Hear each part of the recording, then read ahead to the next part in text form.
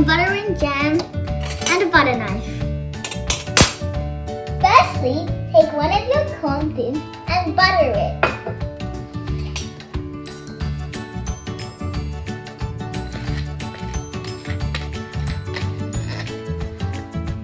You don't need to put it on at every place if you don't want to.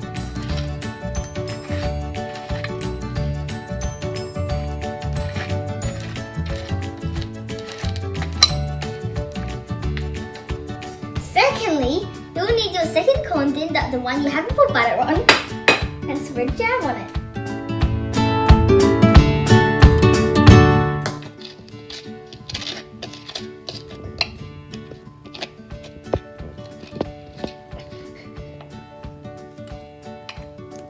I use strawberry jam, but you can use blackberry or raspberry too.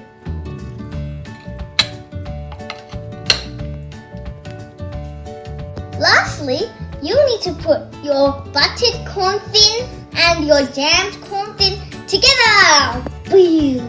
See, bam! Look! A corn chip cookie! Still one more step. And it's the best step. You need to eat it! Yummy!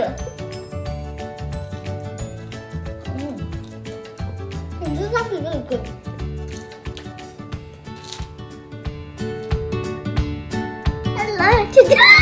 You will be needing some corn. Lastly, you have to put the jammed cornflake thing.